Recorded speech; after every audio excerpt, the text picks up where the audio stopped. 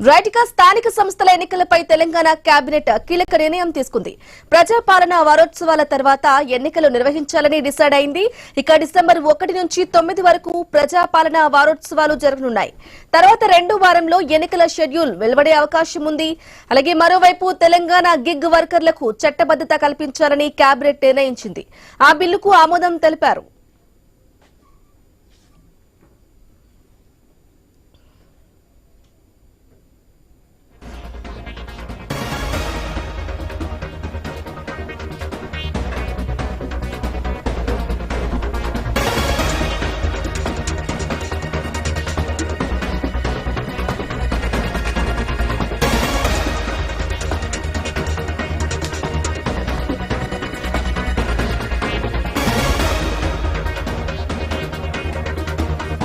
రైట్గా స్థానిక సంస్థల ఎన్నికలపై తెలంగాణ కేబినెట్ కీలక నిర్ణయం తీసుకుంది.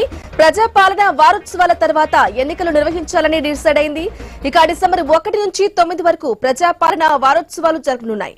తర్వాత 2వ వారంలో ఎన్నికల షెడ్యూల్ వెలువడే అవకాశం ఉంది. అలాగే మరోవైపు తెలంగాణ గిగ్ వర్కర్లకు చట్టబద్దత కల్పించాలని కేబినెట్ నిర్ణయించింది. ఆ బిల్లుకు ఆమోదం తెలిపారు. రైట్గా ఇదే విషయానికి సంబంధించి పూర్తి సమాచారం అందించడానికి మా ప్రతినిధి ఎవై స్వామి లైవ్ ద్వారా అందిస్తారు. స్వామి,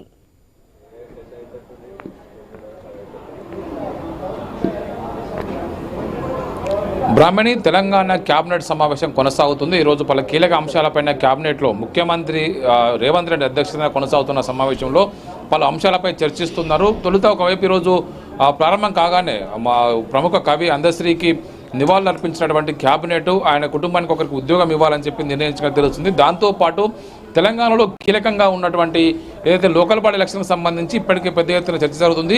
రాష్ట్రంలో కాంగ్రెస్ పార్టీ అధికారంలోకి వచ్చి 2 సంవత్సరాలు పూర్తవుతున్న సందర్భంగా డిసెంబర్ 1 నుంచి 9వ తేదీ వరకు ప్రజాపాలన దినోత్సవాలను అత్యంత అంగరంగ వైభవంగా నిర్వహించాలని చెప్పేసి ప్రభుత్వం ఆలోచన చేస్తుంది. అవి ముగిసిన తర్వాత లోకల్ బాడీ ఎలక్షన్స్కి వెళ్ళాలని చెప్పేసి ప్రభుత్వం ఒక ఆలోచనకు వచ్చినట్టు తెలుస్తుంది. ఇప్పటికే లోకల్ బాడీ ఎలక్షన్ సంబంధించి బీసీ రిజర్వేషన్ అంశం కొంత ఇబ్బందికరంగా ఉండడంతో కూడా ఆ సమస్యను అధిగమించే విధంగా ముందుకెళ్ళాలి. ఒకవైపు చట్టపరంగా బీసీలకు 42% రిజర్వేషన్ ఇవ్వలేని పరిస్థితి ఉంటే కనుక దాన్ని ఒకవైపు దీన్ని పార్టీల పరంగా ఇచ్చే విధంగా ముందుకెళ్లాలని చెప్పేసి ప్రభుత్వం ఆలోచన చేస్తున్నట్టు తెలుస్తుంది. ఇప్పటికే చాలామంది కాంగ్రెస్ పార్టీ నాయకులు కార్యకర్తలు ప్రభుత్వం అధికారంలోకి వచ్చి 2 సంవత్సరాలు అవుతున్నప్పటికీ కూడా ఎక్కడ కూడా స్థానికంగా పదవుల భర్తీ లేకపోవడంతో కూడా చాలామంది పార్టీ పైన ప్రభుత్వం పైన ఒత్తిడి తీసుకువస్తున్నారు. ఒకవైపు MPTC, ZPTC, sarpanch, ward member లాంటి పదవుల విషయంలో ఇప్పటికి ఇంకా కొలిక్కి రాకపోవడంతో చాలామంది అసంతృప్తి వ్యక్తం చేస్తారు. దీనికి సంబంధించి ప్రభుత్వం మొదటి నుంచి కసరత్తు చేస్తుంది. కామారెడ్డి డిక్లరేషన్ ప్రకారం బీసీలకు ఇచ్చినటువంటి 42% రిజర్వేషన్ విద్యా, ఉద్యోగాలు, రాజకీయాల్లో ఇచ్చినటువంటి రిజర్వేషన్ అమలు చేయడం కోసం ప్రయత్నం చేస్తుంది. ఇప్పటికే పలు చట్టాలు ఆమోదించి గవర్నర్ వద్దకు పంపడంతో అవి పెండింగ్లో ఉండిపోయాయి. మరోవైపు రాష్ట్రపతి వద్ద పెండింగ్లో ఉన్నాయి. వీటి విషయం సంబంధించి సుప్రీంకోర్టు ఇటీవలనే రాష్ట్ర ప్రభుత్వం వేసినటువంటి స్పెషల్ పిటిషన్ని ఒకవైపు దీనికి సంబంధించినటువంటి డిస్మిస్ చేసింది. 50% రిజర్వేషన్ సీలింగ్ దాటొద్దని ఏదైతే ఉందో దాన్ని అమలు చేయడం కోసం చూడాలని చెప్పి సూచించింది. మరోవైపు రాష్ట్ర హైకోర్టులో కూడా ఈ కేసుకు సంబంధించి ఇప్పటికే ఒకవైపు విచారణ కొనసాగుతుంది. రాష్ట్ర హైకోర్టు కూడా 50% సీలింగ్ దాటకుండా లోకల్ బాడీ ఎలక్షన్స్ నిర్వహించుకోవాలని చెప్పేసి సూచించింది. రాష్ట్ర ప్రభుత్వం ఇప్పటికే 42% బీసీ రిజర్వేషన్లతోటి రిజర్వేషన్ ప్రకటించిన నేపథ్యంలో వాటిని ఇప్పుడు మళ్ళీ మార్పులు చేర్పులు చేసుకొని తదుపరి ముందుకు వెళ్ళాలా, ఏ విధంగా వెళ్ళాలని చెప్పేసి కూడా కేబినెట్లో చర్చించబోతున్నారు. మరోవైపు దీనితో పాటు తెలంగాణలో కీలకమైనటువంటి పత్తి కొనుగోలు అంశం అంతా కూడా అత్యంత కీలకంగా మారింది. Cotton corporation of India CCI ఆధ్వర్యంలో తెలంగాణలో వివిధ ప్రాంతాల్లో పత్తి కొనుగోలు చేస్తున్నారు. అది పూర్తిస్థాయిగా ఎకరానికి 7 క్వింటాల లిమిట్ పెట్టడంతో రైతులంతా ఇబ్బంది పడుతున్నారు. ఇటీవల కురిసినటువంటి భారీ వర్షాలకు చాలా చోట్ల రైతులంతా ఇబ్బంది పడ్డటువంటి నేపథ్యంలో దీనికి సంబంధించి కేంద్ర ప్రభుత్వం పైన ఒత్తిడి పెంచి దీన్ని ఎక్కువ మొత్తంలో కొనుగోలు చేసేలా చూడాలని చెప్పేసి భావిస్తూ ఉన్నారు. దీనికి సంబంధించి వ్యవసాయ శాఖ మంత్రి తుమ్మల నాగేశ్వరరావు ఇప్పటికే కేంద్ర జౌళి శాఖ మంత్రిత్వంతో పదే మాట్లాడుతూ జిన్నింగ్ మిల్లులు పెద్ద ఎత్తున కూడా ఈ పత్తిని కొనుగోలు చేసే విధంగా చూడాలని చెప్పి చూస్తున్నారు. మరోవైపు ప్రతిపక్షంగా ఉన్నటువంటి BRS working president KTR, Harish Rao పెద్ద ఎత్తున కూడా రేపటి నుంచి వివిధ జిల్లాలో పర్యటిస్తూ వాటికి సంబంధించిన ప్రభుత్వంపై ఒత్తిడి పెంచే కార్యక్రమాలు చేయబోతున్నారు. కాబట్టి దీనికి ఒక సొల్యూషన్ చూడాలని చెప్పేసి ప్రభుత్వం భావిస్తుంది. దాంతోపాటు తెలంగాణలో గత ఎలక్షన్స్ ముందు కాంగ్రెస్ పార్టీ అగ్రనేత రాహుల్ గాంధీ హైదరాబాద్కు వచ్చినప్పుడు గిగ్ వర్కర్ల సంక్షేమం కోసం ప్రత్యేక చట్టాన్ని తీసుకొస్తాము, మా ప్రభుత్వం అధికారంలోకి వచ్చిన తర్వాత వారికి సంబంధించినటువంటి వెల్ఫేర్ విషయంలో మేము ఒక చట్టాన్ని తీసుకొస్తామని ఇచ్చినటువంటి హామీ మేరకు తెలంగాణ కార్మిక శాఖ ఆధ్వర్యంలో గిగ్ వర్కర్ల కోసం ప్రత్యేక చట్టాన్ని తీసుకురాబోతున్నారు. దేశంలో రాజస్థాన్తో సహా వివిధ రాష్ట్రాల్లో ఉన్నటువంటి చట్టం కంటే ఒక మెరుగైన చట్టాన్ని తీసుకురావడం కోసం రాష్ట్ర ప్రభుత్వం ప్రయత్నం చేస్తుంది.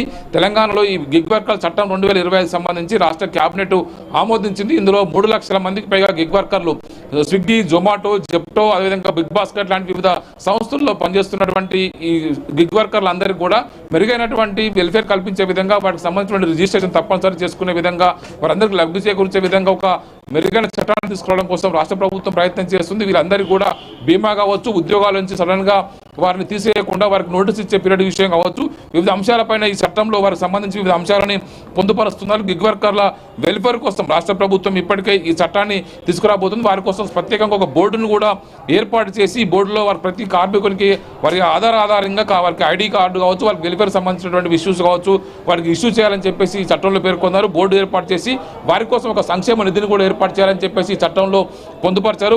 రాష్ట్ర కార్మిక శాఖ మంత్రి నేతృత్వంలో 20 మంది సభ్యులతోటి ఈ బోర్డు అయితే పనిచేస్తుంది. గిగ్ వర్కర్లందరికీ వారి పరిధిలోకి వచ్చే వారందరూ కూడా వాళ్ళ వెల్ఫేర్ కోసం ఈ చట్టంలో కొన్ని మెరుగైనటువంటి అంశాలని పొందుపరచడం జరిగింది. ఈ మొత్తం ఈ గిగ్ వర్కర్లంతా కూడా ఒక ప్రత్యేక ప్లాట్ఫామ్ ద్వారా వారందరూ కూడా ఇందులో కొంత రుసుములు చెల్లించి బోర్డులో వారంతా మెంబర్గా చేరాలి. అలా చేరిన వారందరూ కూడా వివిధ రకాల వెల్ఫేర్ కార్యక్రమాలు అందించడం కోసం గిగ్ వర్కర్ల చట్టంలో వారికి పొందుపరచడం జరిగింది. ఉద్యోగులు తొలగించాలంటే 7 రోజుల ముందు నోటీసులు ఇవ్వాలి. ఒప్పందం మేరకు 14 రోజుల తొలగింపుకు అవకాశం ఇవ్వాలి. దీనికి సంబంధించిన రుసుములు చెల్లించే విధంగా 50,000 నుంచి 1,00,000 వరకు వారికి ఎవరైతే అనవసరంగా తీసేస్తారో వారి మీద రుసుములు, జరిమానాలు విధించే విధంగా చట్టంలో మార్పులు చేయడం జరిగింది. దీనికి సంబంధించి వివిధ అంశాలను కూడా అత్యంత మెరుగైనటువంటి గిగ్ వర్కర్లకు సంబంధించిన చట్టాన్ని దేశంలోని తెలంగాణలో తీసుకొచ్చామని చెప్పేసి చెప్తూ ఉన్నారు. తెలంగాణ ప్రభుత్వం ఈ గిగ్ వర్కర్లకు సంబంధించినటువంటి వెల్ఫేర్ చట్టాన్ని 2025ను ఇప్పటికే కేబినెట్ ఆమోదించింది. ఈసారి వచ్చేటువంటి సమావేశాలు దీన్ని ప్రవేశపెట్టబోతున్నారు. మొత్తానికైతే తెలంగాణ కేబినెట్ సమావేశం కొనసాగుతుంది. సమావేశం కొనసాగిన తర్వాత పూర్తిగా ఎలాంటి నిర్ణయం తీసుకున్నారు అనేది కూడా కేబినెట్ బ్రీఫింగ్ లో బయటికి రానున్నది. బ్రాహ్మణి. రైట్ స్వామి, థ్యాంక్ యూ.